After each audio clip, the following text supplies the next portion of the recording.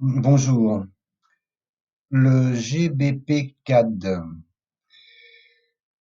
Le GBP-CAD, moi, j'y vois donc une vague de Wolf en D1.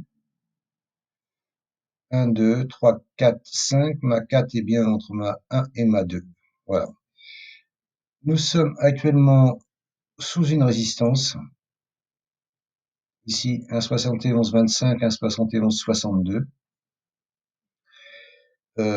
Il faut casser ça et rester au-dessus pour prétendre aller toucher le point 4, la vague 4.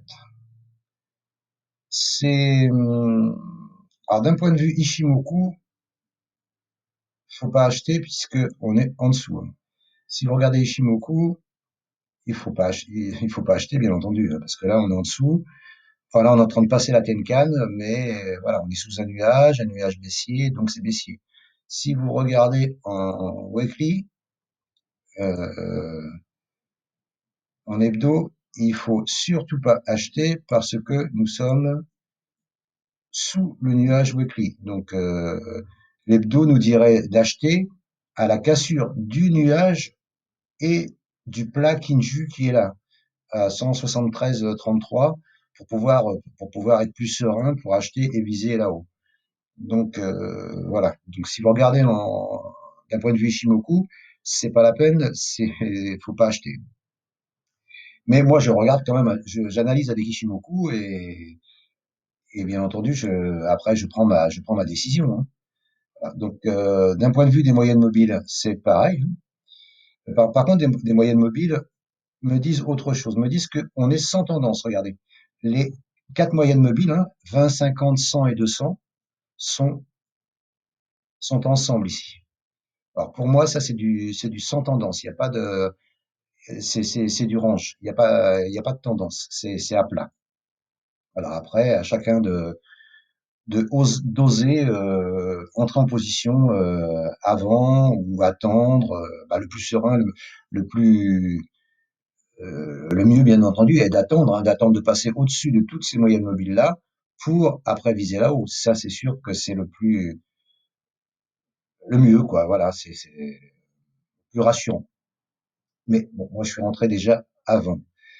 Euh, Après donc moi je vous disais donc moi je fais confiance, j'ai pris à l'achat parce que j'ai cette vague de Wolf. Et comme bon, j'affectionne particulièrement les vagues de Wolf, je suis entré moi déjà ici en bas là, ici, je suis entré là, hein, par ici à 1,70 quelque chose. Euh, donc je suis sécurisé. Et mais même si ça descend en dessous, je garderai parce que ça peut revenir encore une fois taper ici sur ce support rouge là. Mais bon, je crois pas. J'ai tracé aussi une fourchette d'Andrews qui est parfaitement respectée, hein. Vous voyez, alors, le pied de la fourchette, le plus haut, le plus bas, et pour l'instant, la fourchette est bien respectée. Regardez, tac, on est venu mécher dessus là, tac, et on est reparti. Voilà. Donc, pour moi, on va casser cette résistance. On va traîner dessus, hein. On va pas monter tout de suite. Puis c'est du long terme, hein, parce qu'il y a quand même 400 pips, hein, voilà, 380, 400 pips à prendre là. Donc ça va pas se faire en une journée ou en 2 jours, hein. Voilà, c'est du long terme, hein. Enfin du moyen à long terme. Après, c'est sûr que ça peut aller très vite, hein, mais bon, moi je suis dedans, je reste dedans, en me disant que la résistance va céder et qu'on va passer au-dessus et que ma vague de Wolf, elle va payer. Voilà.